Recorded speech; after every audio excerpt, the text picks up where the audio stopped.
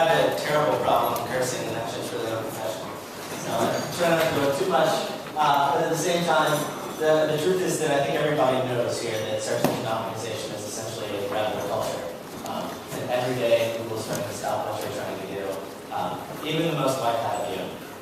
Google doesn't want you to be able to manipulate the search results in any way, shape, or form, regardless of whether it's web content or whatever. So today I'm going to be talking about social media link building. The first thing that I really want to do is set some ground rules about what my company thinks about social media link building and social media in general. And we sort of have like a set of ground rules that we use to describe what kind of social media we're willing to be into.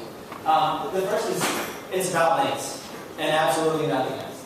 If it doesn't get links, we don't care. There's some things we're not going to talk about today, or at least I'm not. We're not going to talk about Facebook, we're not going to talk about Twitter. Now, those are good. You can get links by doing well. That's an ancillary benefit on those networks. What we're going to talk about is specifically doing social media link building for the purpose of acquiring as many high-quality links as possible. Most importantly, for the purpose of link laundering. So when we talk about paid link building things in the future, the other speakers today, that'll just look like a drop in the bucket compared to what you've got from all of these other types of campaigns. To be certain, social media marketing has a really fantastic potential. I unfortunately can't pull the internet up right now. I probably can, but I'm too lazy to do it. But the truth is that the digg effect really still does exist. In fact, it exists in far more places than it did when digg was there. How many people here knew the digg effect is the slash dot effect before digg came around? Okay, so there are a couple of developers in the house. The truth is that it's been around much longer, and as sites get bigger and bigger, servers get a little stronger and stronger, but regardless, if you do well, your site's going to go down. In fact, just yesterday, on a whim, I had one of my developers throw together an F7UK post. Does anybody, or F7K12 posts, anybody know what those are? The graphics. Okay, regardless, they're just these cute little cartoons. In particular, he was talking about how that if a United States person goes over to the UK, the girls don't find the accent nearly as attractive as the girls in the States find the accents of the UK folks. Regardless, subreddit post made it to maybe third or fourth on the subreddit, not on the homepage, 34,000 visitors, which is equivalent to what you would expect from digg a few years back. So what we're going to try to do is go through what opportunities are available, specifically how you execute on those opportunities to make sure that your campaign succeeds, and then finally, and most importantly, the follow-through that is necessary to make sure that you actually turn that traffic into links. First off, status update. I don't know how many of you people use digg. It's sort of a dying cause, and if you do, you're probably going to not tell many other people that you use it anymore. The truth is that from a link building perspective, in general, digg is dead. First off, they've replaced all of their homepage links, if you get to the homepage, with a 301 redirect to their pages. Now, I know, 301 redirects should pass at least some percentage of the link to on. That being said, it's just one step further and further away from being able to give us a good link off the digg homepage. Secondly, there's a ridiculously short lifespan of homepage links. For example, on average, a story in the last 3 months that was posted to digg was down on the homepage for anywhere from an hour and a half to 2.5 hours. That means two things can happen. One, you get lucky, Google visits digg's homepage once a day, which means that maybe in that 24-hour span, yours was there on the front page, Google gets that link. Fantastic, but you know the odds that you're going to be on the front page right when Google hits is pretty low. And then the other option is that Google does what it really does to digg, which is check it constantly, which means you're really only getting a high PR link for a couple of hours. As soon as it shuffles off to page 2, page 3, page 4, go look at the page rank mouse rates of those pages yourself. Nobody links to them, and you're just not getting a quality link. Third, there are upcoming no-follows.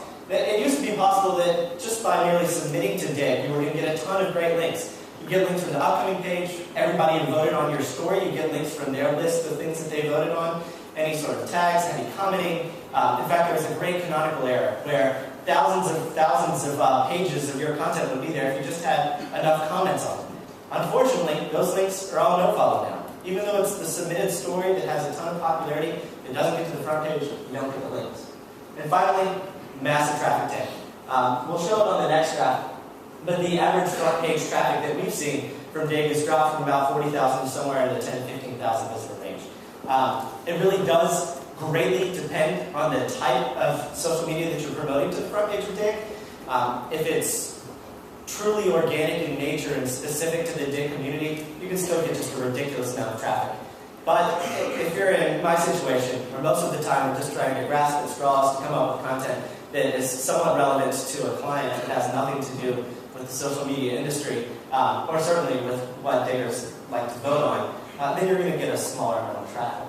So I like to say dig is dead to me, except dig users use a lot of other networks. So if you're willing to put a button on your page for Reddit, for Climb, for Delicious, for all of these other things, and you find that it's particularly easy for you to get to the front page of dig, if you're an EDU, if you're popular.org, if you're a newspaper, etc., then it might be worth going ahead and trying to get to the front page of dig, just so you can take those visitors and turn them into votes on other sites. So, the growing case for Reddit. This is just a graph from compete.com of the traffic of Reddit, I believe Delicious, and dig over the course of the last year or so. As you can see, unique visitors for Reddit or for dig has dropped substantially. And I think one thing worth pointing out is that dig has taken several steps over the course of the last year in their update to increase the number of impressions that occur on their site. Most of the big changes that happened in dig were specifically to monetize the site better. They were willing to say, okay, we're going to get rid of some of our community, we're going to piss a couple of people off, but we're going to increase the ad revenue that we get. And the way they do that is by increasing page views, the same thing that most newspapers do, or sites that are making money on a CPM basis. So these numbers are even grossly skewed too. By all accounts, just looking at the social media traffic that you get from being on the front page, it's dropped substantially more.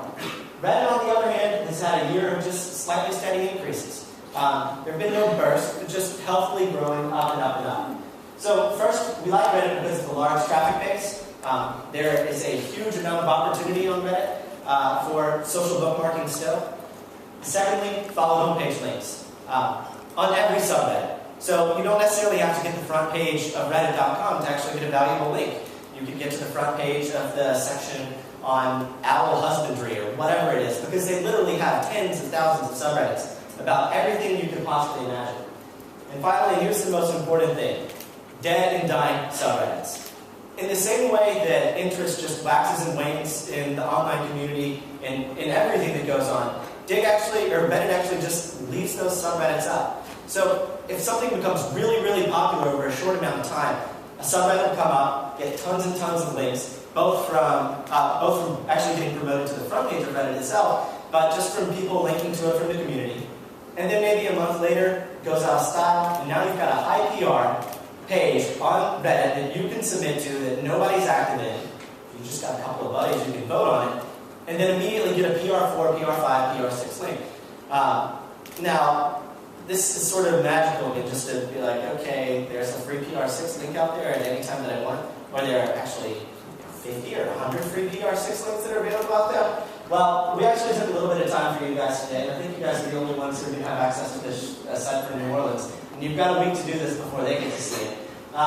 So what we did is took a list of the top 9,000 or so subreddits, identified the page rank of all of those subreddits, figured out how often they're posted to and what the average number of votes it takes to succeed, dropped it in a database, made this cool tool that you guys can use at any time. It's just for the folks here at this conference and the next.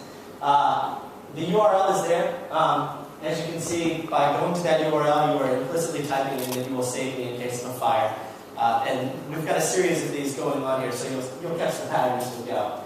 But really, the goal here is sort of to shift the focus of social media bookmarking. And Will pointed this out earlier, and dear God, if he ever speaks before me again, because he just loves to talk about stuff that I'm going to talk about and do a better job at it. Regardless, it used to be this scattershot approach. The idea is, let's create something cool and interesting, post it to Dig, Reddit, Netscape Propeller.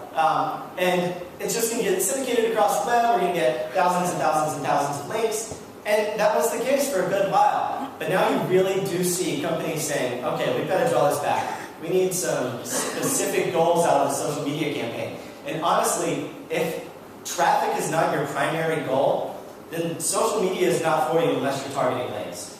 At least social bookmarking media, that is to say. Because unless you have like a banner ad that you're getting paid for everybody who sees the page, they're not going to convert. Somebody who comes to you from Digg isn't going to buy your product.